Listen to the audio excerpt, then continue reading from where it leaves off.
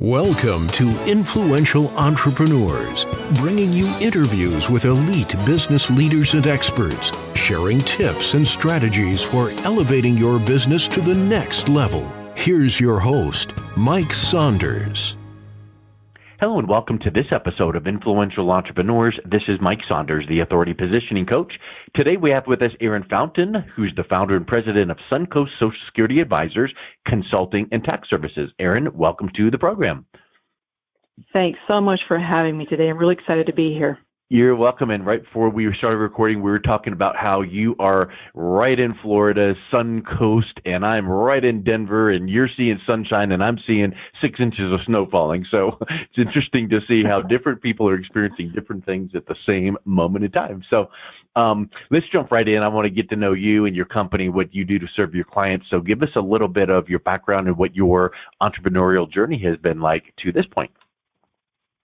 Sure, Mike, and thank you. Well, I have been in corporate accounting for a number of years, and at one point, my mother needed my help, so I took a little bit of an exit there, and I found out there was quite a huge universe in Social Security and Medicare, and that she also had years of taxes that had not been filed. So that kind of projected me into becoming an enrolled agent before the IRS and also getting my Registered Social Security Analyst. And so what I do today is I help people take the mystery out of Social Security benefits planning. And that's what I really want to dive into in a second here, because I think that a lot of people have a misconception and they go, oh, retirement, Social Security equals this age equals let's check these boxes and file and next. And there's so much more that goes into it than that, right? I mean, do you, when you start talking with someone for the first time, what are some of their misconceptions similar to that, where they're like, oh, well, I just need to, and you're like, that's one of the factors, but first let's back up and start with this. Well, they need to understand that there's really two facets when you go to file. It's the timing, and then how do you file? Are you a spouse? Are you a survivor? All of these things play into the optimal claiming so that you can get the most out of your retirement dollars under Social Security. And it's not just about, as you're saying, oh, you pick an age and that's it, because there's a lot of consequence. You can leave a lot of money on the table. When I work with folks, I say, so let's take your circumstances. Let's look at your work earnings history, your life expectancy. What are your plans? Do you plan to take your claiming benefits at full retirement age and work afterwards? Maybe you want to claim a few years early. How do all these scenarios impact your future? And that's what I can show them. Earliest, latest, and somewhere in between. You know, in engineering, I'm pretty sure that this is an engineering thing, IFTTT, if this, then that. So it sounds to me like when you're giving that scenario, it's like, if you do this right here, then here's what the result would be. And if you did that, then so let's talk through these. And it's like, if you go down this path, okay, that could be good. So here's some of the pros and cons. Well, you need to have someone that will guide you down through that path. And then that's where that mystery comes in, right? Because it is really not just do you want to do X, yes or no? Because there are so many factors. Like you said, are you filing as a spouse? And what about, are you going to file early? Is there a benefit to filing early? Is there a detriment? Well, the benefit could be, well, you start getting benefits sooner, but there could be a detriment. What are some of the detriments if you file early? Well, Mike, that's exactly it. And the other thing to consider too is there's more than the financial aspect. Yeah. There's also the personal aspect. So you can look at it from one side of the coin, here's the value in dollars. And the other side of the coin might be, well, you know, we've been, for instance, impacted by COVID. Generally, you want to wait as late as you can till age 70 because that's when you get the most benefits. But some people are just too nervous. In the case of a couple, maybe the secondary earner will file early at 62, that's going to bring some income into the home. But then the primary earner getting the most income, they'll wait until age 70. And the beauty of that is down the road, whatever the survivor spouse receives kind of makes up the difference in the person who claims early. Okay. So all these things filter in together, and kind of recap what you said. There's planning is necessary, and there's always a consequence to your planning. Yeah. And now I am not in your realm of being certified and professional and all of that in Social Security, but I've heard that once you make a decision, it's pretty much irrevocable. So it's not like you can go, I'll do this for now, and then next year I'll change it, and then, the next year something else came up, so I'm going to swap it back to. So you need to know these things really well planned out ahead of time so that you make that decision, right? Well, you do have a few options, though. Let's say we have a worker today, and maybe they're a realtor, and they've not been doing well, and they decide to take their benefits claiming at age 62, just so they can have some income coming in. They can, later on, if their income starts to grow, by the time they reach full retirement age, they can suspend those benefits. So at that point in time, even though they took a little bit of a ding or a discount for filing early, and they start, say, at 67 to suspend the benefits they were receiving for when they start at 62, whatever that value is can then begin accruing 8% each year of those delayed retirement credits. Because that's one of the reasons that you would delay. You would delay from one age to the next because of the certain percent of increase in accrual over the years. But what you're saying is, in some cases, you got to do it the right way, but you can start taking some benefits and then stop and let it start accruing and then pick right back up.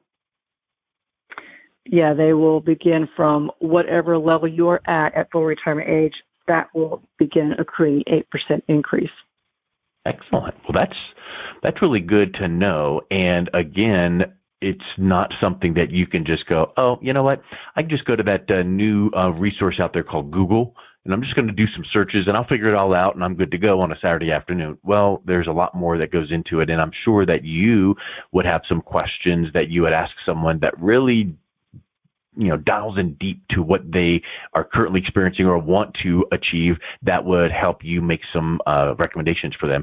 Can you think of a time where you've worked with a client and it was like, you know what, because you told me this, I think that now you should consider this option, and then it really just opened up some really great things for them, maybe even uncovered benefits that you didn't think of initially because you just asked the right questions?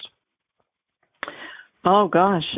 Several years ago, I had a friend who was divorced, and she was having a hard time trying to make income come in, and a very difficult time for her. And I asked her, I said, well, tell me about your situation and where you stand with Social Security. It just happened that in her case, her husband was already filing. He had disability with Social Security.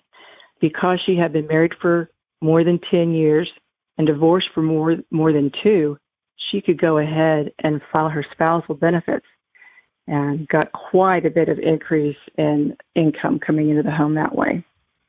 And me just thinking, as an individual, I would have thought, well, I'm divorced over 2 years, and that's not an option for me. So how can I make ends meet? Well, it pays to talk to and work with someone like yourself to go, ooh, here's this formula. And if you've done this and you've weighted this, and okay, let's file. And now all of a sudden it's like, I never would have dreamed that was possible for me.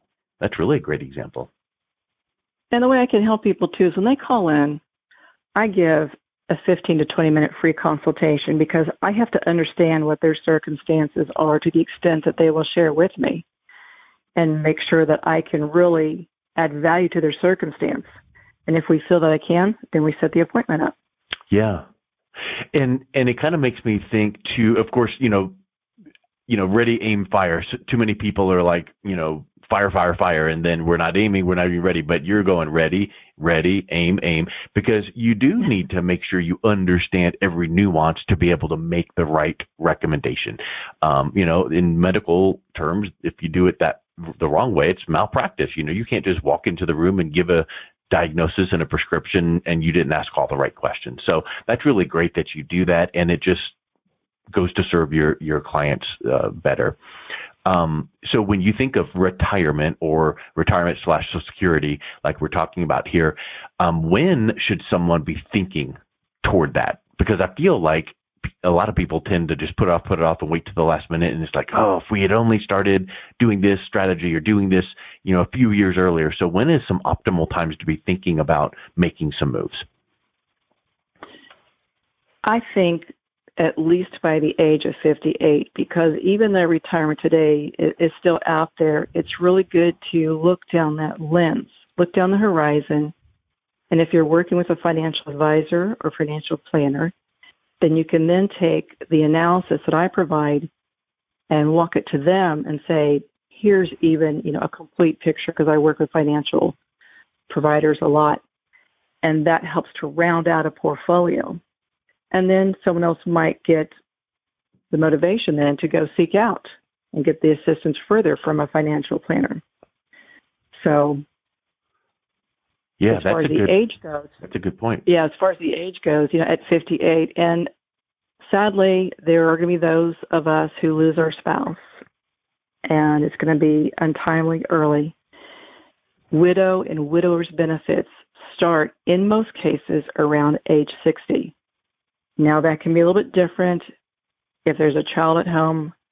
Other circumstances can come into play, but that's a little beyond the scope of our conversation today. But the point is, you really need to know for your retirement benefit if you encounter widow or widow's benefit at least 2 years before age 60. Excellent.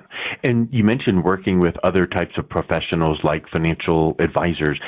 Do you support them, or do they view you as a competitor? Or, if you can't do securities and investments and things, then you're not a competitor. You're just a support to them and their clients. There's kind of 3 points to consider on that. And I think at first blush, you think, oh, you guys do compete. Mm-hmm. Well, I don't see it that way. There is a little bit of an overlap. I don't sell and manage securities because I'm not licensed to do so. Mm-hmm. And financial planners do have in their tool set the ability to look at Social Security, but I project it to the years of income throughout the whole life of retirement. So really what happens for the benefit of the client is they have two sets of eyes looking and planning for them. We definitely complement each other. I don't see it as competition at all. Yeah. Because typically a financial planner, even though they may speak to Social Security, it's all framed around, because we need to make these selections and elections, then we must make these financial moves. Well, that means then that they are executing on financial strategy, which is what they do. Great. But what you're saying is you're not licensed to do those moves and strategies, but you're talking about the strategy of Social Security. So it's almost like you polish up the client's strategy blueprint and send them right back to the advisor and go, okay, here's now everything you need to think about when executing your financial moves, and here's the Social Security blueprint per se. And then that would be a wonderful service back to the financial professional. I like to look at myself as someone that is supporting them, and we work in tandem together. Yeah, exactly. That's a really great point. So what are some final thoughts on if someone is thinking about, I'm around 58 or maybe 60 and maybe I need to polish up, what is the first step to reach out, connect with you and learn a little bit more? And then obviously you talk about the free consultation session. So from there, what are some of the steps forward and what they can expect in working with you? What they can do is go visit my website. And that is altogether suncoastSSadvisors.com. My number is 941-248-3638. If they visit the website, then they can kind of get a sense of my personality. I also have a tab on there called News, which I try and post articles about twice a month that are informative and a little bit aside of mainstream as far as what you read in the paper. I like to take a deeper dive into topics when it comes to Social Security. And if they like what they see, there are forms on there that they can either call me or respond by filling out the form, and then I will give them a call back. Excellent. Well, Erin, it was really a pleasure to have you on today talking about this really relevant topic. So thanks for coming on, and we'll make sure to have your direct link to the website right in the show notes. Thank you very much. You've been listening to Influential Entrepreneurs with Mike Saunders. To learn more about the resources mentioned on today's show or listen to past episodes, visit www.influentialentrepreneurssradio.com.